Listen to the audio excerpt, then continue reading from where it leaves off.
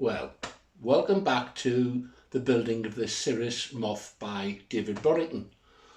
And I don't know how well this is going to show up, but this hasn't worked. And I think the purpose of these videos that I do are partly to spread my enjoyment of the hobby, but also to point out when things go wrong and what I'm going to do about it. I covered these wings and this tail surface, and obviously the other wings, it's a biplane, in an old Cover Right, which I was very impressed with when I covered it. However, I've had a bit of a nightmare, painting this. I've used Vallejo spray, I've had to put a primer on to give some sort of solid effect. I think it looks better on video than it actually does, but I haven't left it for a couple of days. I think it's a good idea when things don't go well to sit back and have a chance to calm down. I looked at them and to me it's deteriorated, and what I mean is wrinkles have appeared. I don't know how well they're showing up. Wrinkles have appeared in the surface, and I've tried on a couple of occasions to apply heat to see if that'll come out, and it just won't. So there's no alternative. All the silver's got to come off because I can't live with it. I can live with the blue. The fuselage looks okay. I'm going to cover this in a different way, and for that we're going to cut to a fellow club member, Alan Brown, who's using a bit of an old school technique and one that I've never used before, and we're going to see how he does it. And this is the technique that I think I'll be using on this model instead, and in any future builds. I think this has some real potential because I've seen the end product and it looks really outstanding. So let's cut to what Alan's going to do and see a different approach to covering radio control models and getting a really quality finish. Stick with me, folks. Time to strip some of this off. I've already done the upper wings, and if it goes on with heat, it'll come off with heat. So that being the case, fortunately I hadn't glued any of this on. Let's use a bit of heat to strip this back to the balsa again.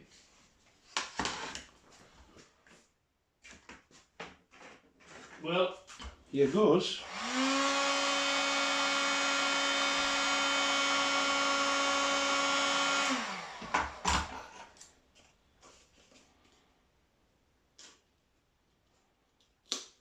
Something macabrely satisfying about this because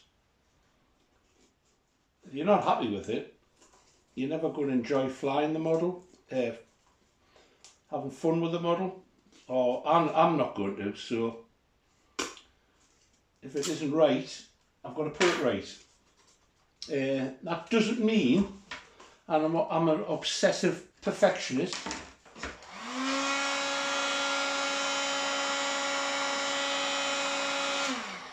I have had that issue in the past and it gets in the way of enjoyment, but if I can get 95% of the effect with 10% of the effort, that's now the approach that I take. Oh, that was good. So that'll need repairing.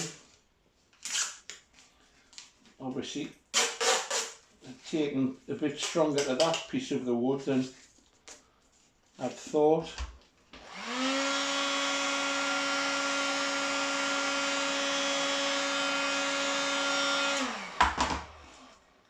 Unfortunately, that's a bit of damage that I didn't want to do,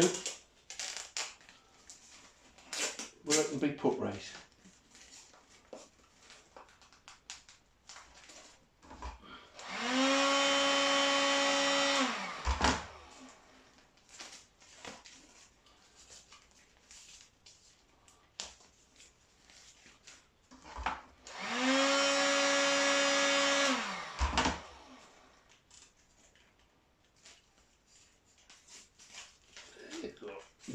Nearly. I think I'll cut around this part with a knife.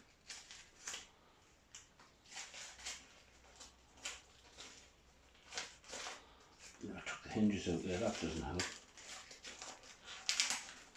There you go.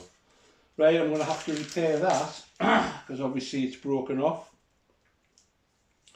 due to my brute force. I'll do that and I'll carry on stripping everything else down, and then we can start again. Yeah, a little bit of repair work necessary there. Keep going, don't be despondent. So here we have the fin prepped, ready, cleaned up. I'm about to try and tissue it because the tissuing is stage one of the process that I wish to go through. And what I need to do is to dampen this, and that's going to be a make or break with this particular tissue because I don't know how good it is. But I'm going to dampen it very lightly with a spray and apply it wet to this surface, pull it taut as I can, and then when it dries it'll go much tighter. So I'll just wet it off screen, so to speak, and let's see how that goes. Well, here we go. Let's see how I manage this.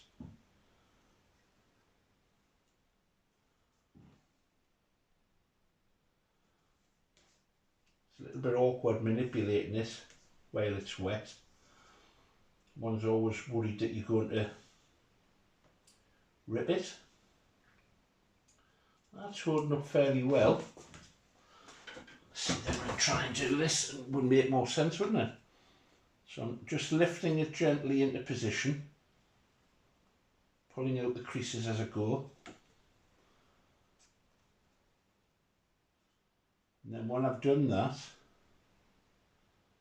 I'm going to apply some fairly neat dope through the tissue direct onto the surface underneath, which has already had a coat of dope on it, so hopefully that will just reactivate it and we'll end up with a nice drum tight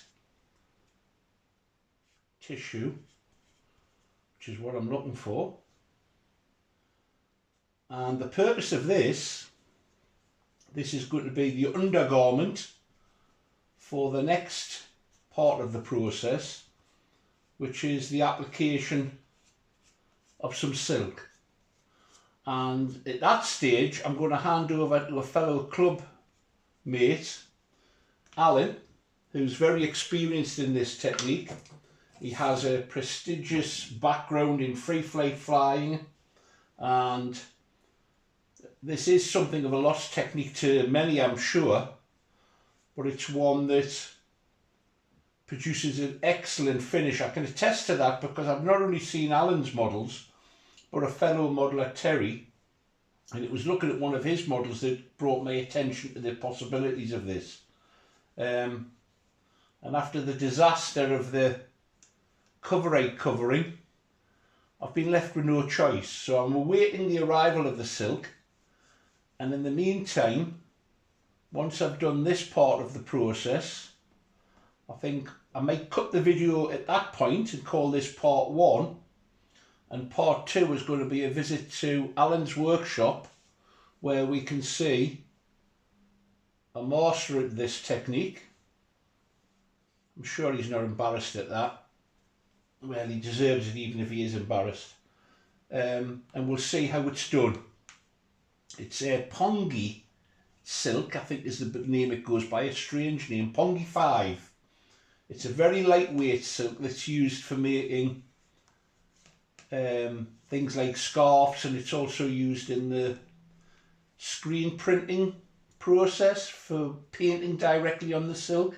So it's very light, and this will provide the ground for that silk to sit on. So I'm going to just leave that to dry.